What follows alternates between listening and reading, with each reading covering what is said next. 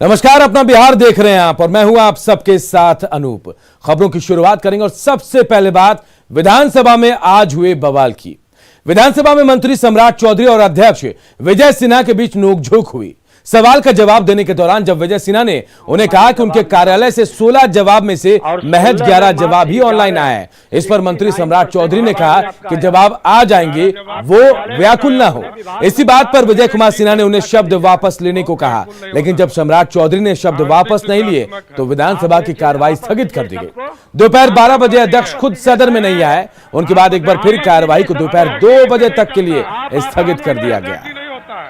अध्यक्ष जी, इस तरह का कार्यालय सारे ऑनलाइन जवाब निकाल लेते हैं और 16 में मात्र 69% जवाब ही आपका आया है। 11 जवाब कार्यालय में तो अपने विभाग में थोड़ा ठीक है, समीक्षा कर लीजिएगा। बहुत व्याकुल नहीं होना है, आंशिक सकारात्मक है। आप एक चीज आपस लीजिए इस शब्द को, माननीय मंत्री जी आपस लीजिए। नहीं आप अध्यक्ष जी आपस लीजिए इस शब्द को। अध्यक्ष जी ऐसा नहीं चलता है, आप आपस लीजिए। अध्यक्ष जी नहीं होता है, अध्यक्ष जी इस तरह का डायरेक्शन व्याकुल होना ये आसन को नहीं कर सकते हैं। आप इस तरह डायरेक्शन आसन को ये नहीं कर सकते हैं कि व्याकुल होना। आप इस तरह अध्यक्ष जी नहीं चला सकते। व्याकुल आसन नहीं, आप समझ लीजिए, कौन पूछेगा? इस तरह नहीं चलेगा, बहुत व्याकुल नहीं होइए।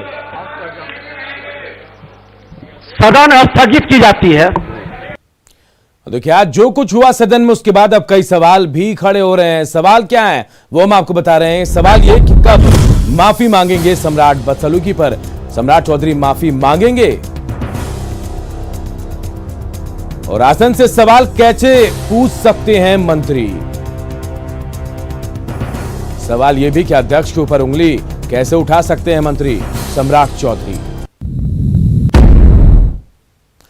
विधानसभा अध्यक्ष के साथ हुई बदसलूकी पर विपक्ष के विधायकों ने सम्राट चौधरी से माफी मांगने की मांग रख दी है। अध्यक्ष जी जनप्रतिनिधि के प्रति सकारात्मक रवैया है उनका, और वो चाहते हैं कि सदन में जितने भी सवाल पूछे जाएं उसका जवाब है। और उन्होंने इंस्ट्रक्शन भी दिए हुए अपने मंत्रियों को कि आप पदाधिकारियों को टाइट कीजिए ताकि जनता के सवाल से वो भागे नहीं। तो कहीं न कहीं भ्रष्ट अधिकारियों को बचाने के लिए माननीय मंत्री जी बौखलाए हुए हैं और इसीलिए उन्होंने कहा कि आप बहुत अमर्यादित भाषा को उन्होंने इस्तेमाल किया और इसकी मैं घोर निंदा करती हूं। और मैं मंत्री जी से कहना चाहूंगी कि आप अब आदरणीय अध्यक्ष जी से माफी मांगे। देखिए, मंत्री लोग जो सत्ता के नशे में चूर हैं, उनके मुंह से ये सब बातें तो निकलेंगी ही और दुर्भाग्यपूर्ण है, क्योंकि हम लोग तो पहली बार आ रहे हैं और हम लोग को ये सब देखने के लिए मिल रहा है कि सदन में आसन का कोई रिस्पेक्ट नहीं। आसन तो छोड़िए, कल आप देखे होंगे किस तरीके से फरियाने की बात कर रहे थे, तो फरियाना का क्या अर्थ है वो भी समझा दीजिए। और व्याकुल क्या मतलब है, क्यों आप उनको बोल रहे हैं व्याकुल? और ये सब ऐसी बातें अच्छी नहीं लगती है, शोभा नहीं देती हैं। हाँ, और आशा और उम्मीद है कि ये लोग जिन्होंने भी ऐसी गलती की है वो उन गलतियों से सीखें। विधानसभा अध्यक्ष विजय सिन्हा और मंत्री सम्राट चौधरी के बीच हुए नोकझोंक पर पूर्व सीएम जीतन राम मांझी का भी बयान है। मांझी ने मंत्री के बयान को अमर्यादित बताया और कहा कि मंत्री को ऐसा नहीं बोलना चाहिए था। ये प्रथम घटना है, इस तरह की बात किसी भी माननीय मंत्री को आसन के प्रति नहीं बोलना चाहिए। और मैं समझता हूं कि जिस प्रकार से दुखी हैं अध्यक्ष महोदय, एक ही उपाय है कि माननीय मंत्री खड़ा होकर के खुद खेद व्यक्त करे तो मामला समाप्त हो सकते हैं, नहीं तो ये मामला और आगे बढ़ेगी। और ये जो हरकत है मंत्री का निंदनीय है, अमर्यादित है और कानून के विरुद्ध भी है। इससे पहले सोमवार को तेजस्वी यादव की टिप्पणी के बाद तेज हुए हंगामे के बीच डिप्टी सीएम तारकिशोर प्रसाद ने स्पीकर विजय सिन्हा का बिना नाम लिए यह कह दिया था कि एक व्यक्ति को संरक्षण दिया जा रहा है जो गलत परंपरा है। लागू किया जा रहा है, एक व्यक्ति को संरक्षण दिया जा रहा है। नहीं, एक लागू किया जा रहा है, एक व्यक्ति को संरक्षण दिया जा रहा है।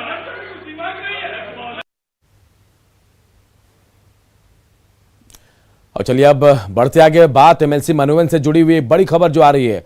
राज्यपाल कोटे से मनोनयन होने वाली जेडीयू ने अपने 6 सीटों के लिए उम्मीदवारों का नाम तय कर दिया है। भवन निर्माण मंत्री अशोक चौधरी, पार्टी के मुख्य प्रवक्ता संजय सिंह, जेडीयू संसदीय बोर्ड के अध्यक्ष उपेंद्र कुशवाहा, ललन सर्राफ, संजय गांधी और रामवचन राय को जेडीयू ने राज्यपाल कोटे से एमएलसी बनाने का फैसला लिया है।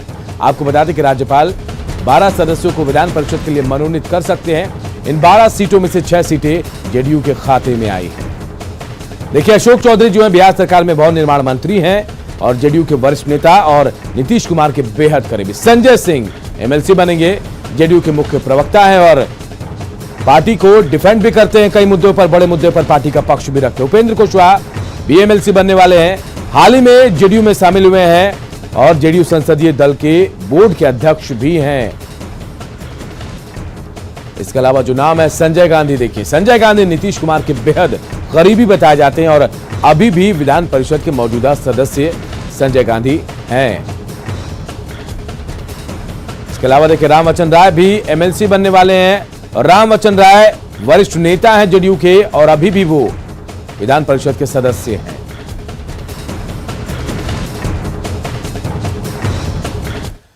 बिहार में शराबबंदी पर वार पलटवार जारी है। नेता प्रतिपक्ष तेजस्वी यादव ने जहां फिर मंत्री रामसूरत राय पर हमला बोला तो मंत्री रामसूरत राय ने तेजस्वी यादव पर पलटवार किया और मानहानि का केस करने की फिर बात कही है।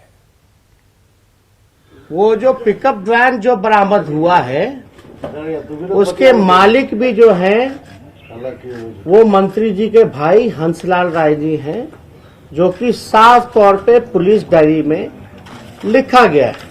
वो कॉपी निकाल के उनको बोलना चाहिए ना। हम तो इसलिए ना कहते हैं कि नेता पर जो ज्ञान की कमी है तो लोग मुझे चिड़चिड़ा जाते हैं। उनके विधायक कहते हैं कि ज्ञानवान पर सवाल मत उठाइए। अब हम क्या करें?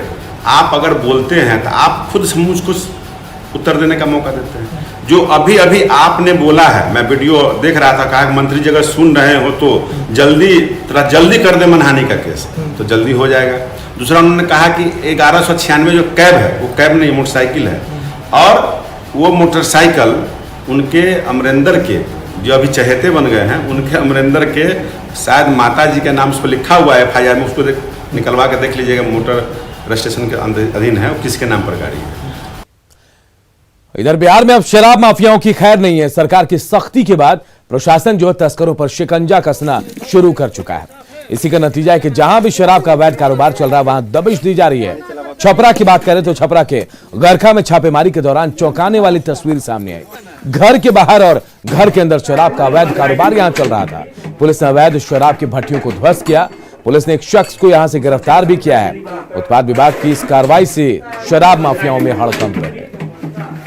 हमारे जैसे कि 5 टीम लगातार छापामारी कर रही है, उसमें एक टीम ये जो शराब जो बन रहा है, जो कन्वेंशनल ढंग से शराब बनता है जलती भट्टी के रूप में, उसमें छापामारी कर रही है। उसी में सुबह में गड़सा में छापामारी एक टीम ने किया है, तो उसमें एक व्यक्ति को गिरफ्तार किया गया है और वो पूरे उसको भट्टी को नष्ट किया गया है। घर के अंदर में उसने बना रखा? हाँ, घर के अंदर एक भट्टी बना रखा था। और देखिए एमएलसी मनोनयन से जुड़ी एक और बड़ी खबर इस वक्त आ रही है। बीजेपी ने अपने कोटे के नाम तय कर लिए हैं। जनक राम और राजेंद्र प्रसाद गुप्ता एमएलसी बनेंगे।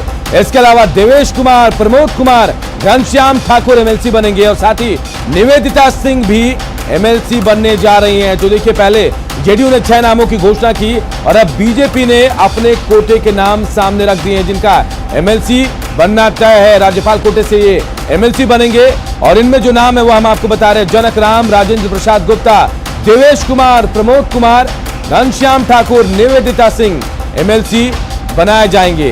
ये बड़ी खबर हम आपको बता रहे हैं। देखिए नाम जो है वो हम आपको बता रहे हैं जो बीजेपी ने एमएलसी नामों का जिनका चयन किया एमएलसी के लिए, विधान परिषद के लिए, वो नाम हम आपको बता रहे हैं। थोड़ी देर पहले जेडीयू ने इसका ऐलान किया था अपने कोटे के नामों का और अब देखिए बीजेपी ने नामों का ऐलान किया। जनक राम जो मौजूदा वक्त में मंत्री हैं, राजेंद्र प्रसाद गुप्ता, देवेश कुमार, प्रमोद कुमार, घनश्याम ठाकुर और निवेदिता सिंह जो हैं ये एमएलसी बनाए जाएंगे।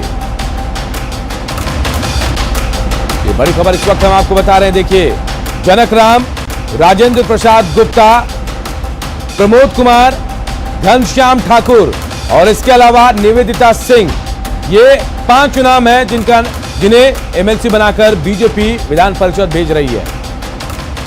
और आनंद अमृतराज हमारे साथ जुड़ गए हैं। आनंद, 5 नामों की घोषणा हुई है। 12 जो कोटे में है, 12 राज्यपाल के कोटे में, 6 जेडीयू के कोटे में, 5 बीजेपी ने नामों का ऐलान किया। एक नाम क्या हो सकता है? किसी दूसरी पार्टी का हो सकता है क्या? देखिए अनूप, 12 नाम की घोषणा कर दी गई। मैं एक बार फिर से आपको नाम बताता हूँ। श्रीमती निवेदिता सिंह है बीजेपी से, दूसरे नाम है घनश्याम ठाकुर, तीसरे नाम है डॉक्टर प्रमोद कुमार, चौथे नाम है देवेश कुमार, पांचवें नाम है राजेंद्र प्रसाद गुप्ता और एक है जनक राम जो बिहार सरकार में अभी फिलहाल मंत्री है। मैं एक बार फिर से आपको बता दूं अपने दर्शकों को कि बीजेपी कोटा से जिन्हें बनाया गया वो है एक है जनक राम, उसके अलावा एक है राजेंद्र प्रसाद गुप्ता 2, देवेश कुमार 3, डॉक्टर प्रमोद कुमार 4, श्री घनश्याम ठाकुर 5 और श्रीमती निवेदिता सिंह। ये वो 6 नाम है अनूप जो बीजेपी कोटा से, राज्यपाल कोटा से बीजेपी कोटे से इनका हुआ है एमएलसी के लिए। और जेडीयू में हम अपने दर्शकों को बता दें कि फिर से अशोक चौधरी, सुपेंद्र कुशवाहा, डॉक्टर रामलक्ष्मण राय, संजय कुमार सिंह, ललन सर्राफ और संजय सिंह उस गांधी जी, ये 6 नाम है। तो 12 नाम की घोषणा कर दी गई है, 6 नाम बीजेपी की तरफ से और 6 नाम जेडीयू की तरफ से। ये कयास लगाए जा रहे थे कि जीतन राम मांझी की पार्टी को एक सीट दिया जा सकता है, लेकिन वो स्थिति और बीजेपी और जेडीयू ने आपस में 12 सीट का बंटवारा कर लिया है। और जाहिर सी बात है इसमें तमाम समीकरणों का भी पूरा ख्याल रखा गया है। वैसे समुदाय से बीजेपी को कुछ बीजेपी ने ज्यादा तवज्जो दिखाई है। इसके अलावा बुनियाद कोटे से भी देवेश कुमार को दिया गया है। तो जाहिर सी बात है दोनों अगर पार्टियों को लेकर जेडीयू हो या बीजेपी हो, उन्होंने जाति समीकरण को साधने की पूरी कोशिश की है। और इसी कवायद के बाद आनंद, चलिए बीजेपी और जेडीयू ने जातिगत समीकरण को साधने की कोशिश की है, लेकिन नाराजगी हो सकता है मांझी जी दिखाएंगे, उधर सहनी साहब दिखाएंगे, वो कहेंगे कि हमारे जो समाज के लोग हैं उनको दरकिनार कर दिया गया। क्या ऐसा हो सकता है कि वो सवाल भी खड़े करे? देखिए फिलहाल ऐसी नौबत नहीं दिख रही है। मांझी जी ने जरूर कहा था कि उन्हें एक सीट मिलनी चाहिए और वो हक रखते हैं। इस समय भी नीतीश कुमार की तरफ से उनका वादा नहीं किया गया था। जीतन राम मांझी लगातार ये सवाल उठाते आए थे, लेकिन फिलहाल जो परिस्थितियां हैं वो 6-6 के और साफ इशारा कर रही है कि 6-6 सीटें दोनों का बंटवारा हो गया है। और इसमें 2 दलित कोटे से जो दी गए, तो मांझी जी ये भी सवाल उठा सकते हैं कि दलितों के अंदर की चीजें, क्योंकि जनक राम और बिल्कुल। तो देखिए 12 जो कोटे में राज्यपाल कोटे से एमएलसी बनाए जाने उनका नाम अब साफ हो गया है। जेडीयू ने 6 और बीजेपी ने अपने कोटे के 6 नामों का ऐलान कर दिया है। चले मनोनीत कर दिए गए हैं ये विधान परिषद में और इनका मनोनयन भी हो गया है। बढ़ते आगे चलिए। स्वास्थ्य महकमे ने मरीजों के लिए 102 नंबर की एम्बुलेंस सेवा मुफ्त कर रखी है, लेकिन इसे लागू करने वाली योजना का पलीता खुद ही लगा रहे हैं लोग। ताजा मामला कटिहार के अहमदाबाद से है, जहां प्रसव पीड़ा से करार एक महिला को बैलगाड़ी से अहमदाबाद प्राथमिक स्वास्थ्य केंद्र लाया गया। पीड़ित के पिता नैमुलक ने एम्बुलेंस के लिए फोन भी किया, लेकिन खराब रास्ते का हवाला देकर एम्बुलेंस कर्मी ने वहां जाने से मना कर दिया। हालांकि कटिहार जिला एम्बुलेंस ऑपरेटिंग सिस्टम के हेड बताते हैं कि इस तरह की कोई जानकारी उनके पास नहीं है। उनके मुताबिक अगर कोई फोन आता है तो ड्राइवर को जाना ही पड़ता है।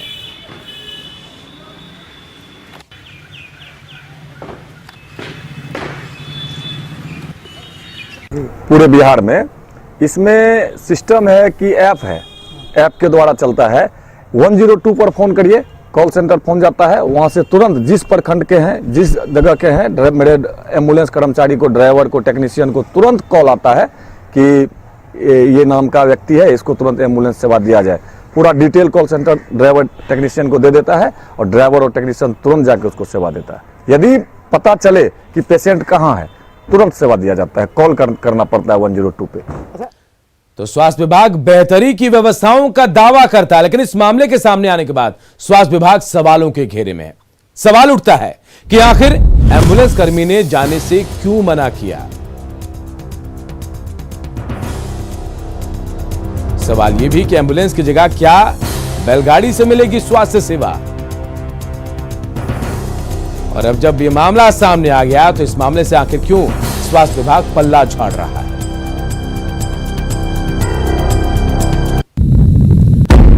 और अगली खबर भागलपुर से, जहां एसटीएफ ने 2 कुख्यात अपराधियों को मार गिराया है। मारे गए अपराधियों में एक कुख्यात चंद्रशेखर कापड़ी है। चंद्रशेखर कापड़ी पर 50,000 रुपए का इनाम था। चंद्रशेखर कापड़ी के अलावा एसटीएफ ने मनोहर मंडल को भी मुठभेड़ में ढेर किया है। इसके अलावा पुलिस ने 4 कुख्यात अपराधियों को गिरफ्तार किया। गिरफ्तार अपराधियों के नाम जगमोहन मंडल, जय मंडल, चंद्रिका मंडल और गणेश मंडल है। एसटीएफ ने इन अपराधियों के पास से 3 राइफल, एक बंदूक और एक देसी कट और 63 गोलियां बरामद की है। आपको बता दें कि आज सुबह भागलपुर के एक चारी थाना क्षेत्र में एसटीएफ के साथ अपराधियों की मुठभेड़ हुई। एसटीएफ इसे बड़ी कामयाबी मान रही है।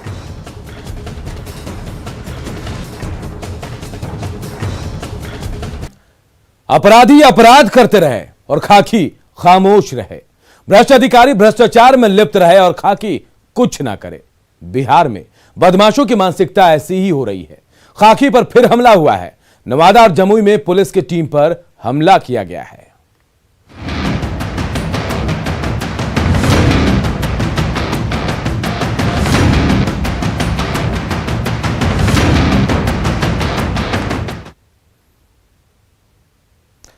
खाकी खतरे में है।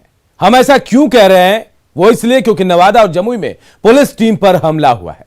नवादा में निगरानी विभाग की टीम घूसखोर सीआई दिलीप रजक को गिरफ्तार करने उनके घर पहुंची थी, जहां दिलीप रजक के परिजनों ने ही निगरानी की टीम पर हमला बोल दिया और दिलीप रजक को छुड़ा लिया।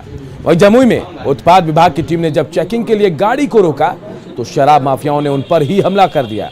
इस हमले में एक पुलिसकर्मी को चोट आई है, उसका इलाज चल रहा है। वहीं नवादा में निगरानी की टीम पर हमला करने के आरोप में सीआई दिलीप रजक की पत्नी, बेटे और परिवार के दूसरे लोगों पर एफआईआर दर्ज की गई है।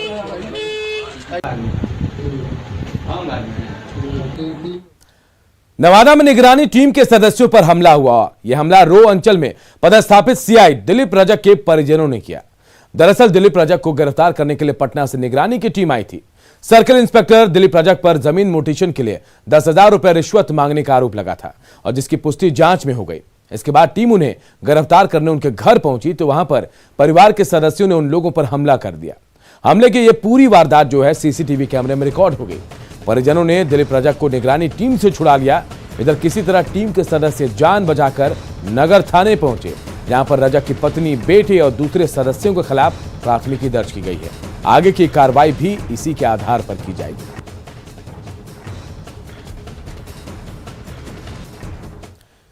इधर दरभंगा में एसएसपी के नेतृत्व में बड़ी कार्रवाई हुई है। बेता के आईटी नगर मोहल्ले में एक मकान से लाखों रुपए की नशीली दवाइयां पुलिस ने बरामद की है। दवा के साथ साथ 8 लाख रुपए कैश भी बरामद किए गए हैं। इस कार्रवाई में एसएसपी बाबूराम खुद मौजूद थे। बताया जा रहा है कि घर के मालिक प्रभात कुमार सिंह सालों से अवैध दवा का कारोबार कर रहे थे। इनके पास ड्रग्स का लाइसेंस भी नहीं था। 2 लोगों को हालांकि पुलिस ने गिरफ्तार भी किया है। 11 into 50 5.5 लाख। इन्होंने कितना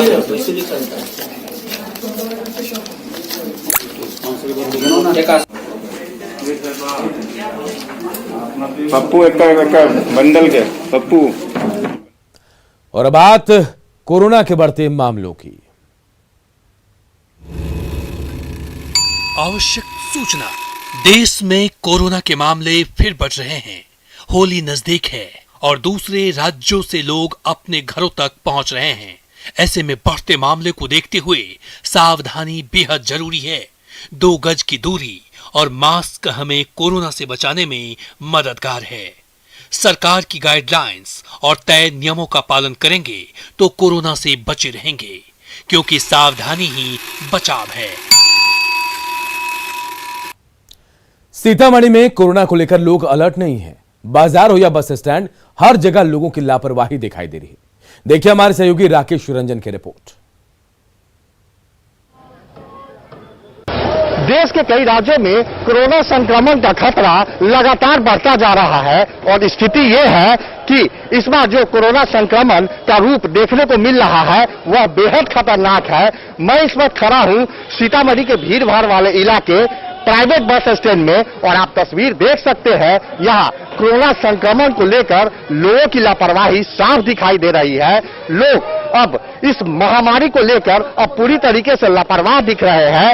लोग न तो सोशल डिस्टेंसिंग का पालन कर रहे हैं और ज्यादातर लोग मास्क का भी इस्तेमाल नहीं कर रहे हैं, जो बेहद गंभीर बात है। तो जिला प्रशासन और राज्य सरकार के द्वारा लगातार कोरोना संक्रमण को लेकर गाइडलाइन जारी किया जा रहा है और जो लगातार कई राज्यों में कोरोना संक्रमण का खतरा बढ़ता जा रहा है, उसको लेकर भी सरकार ने फिर से नया गाइडलाइन जारी किया है, जिसको लेकर लोगों को लगातार सावधानी बरते जाने का निर्देश दिया जा रहा है। लेकिन स्थिति ये है कि कोरोना संक्रमण को लोग अब हल्के में ले रहे हैं और किसी तरीके का एहतियात नहीं बरत रहे हैं। लोग मास्क का इस्तेमाल नहीं कर रहे हैं, न सोशल डिस्टेंसिंग का पालन कर रहे हैं और कहा जा सकता है कि यह लापरवाही लोगों पर फिर से भारी पड़ सकती है, क्योंकि कोरोना संक्रमण के कारण अब तक सैकड़ों लोगों की जान चली गई है और सरकार लगातार लोगों को आगाह कर रहा है कि कोरोना संक्रमण को हल्के में नहीं ले। और बिहार के कई जिलों में फिर से कोरोना संक्रमण मरीजों की तादाद भी बढ़ने लगी है और इसके बावजूद भी लोगों में असुरक्षा की भावना देखने को मिल रहा है। लोग काफी लापरवाह दिख रहे हैं। ऐसी परिस्थिति में अगर यह लापरवाही यही जारी रही तो आने वाले दिनों में कोरोना संक्रमण एक बार फिर से लोगों पर भारी साबित हो सकता है। राकेश रंजन, न्यूज 18 सीतामढ़ी। और इस बुलेटिन में इतना ही। आगे देखिए जोहार झारखंड।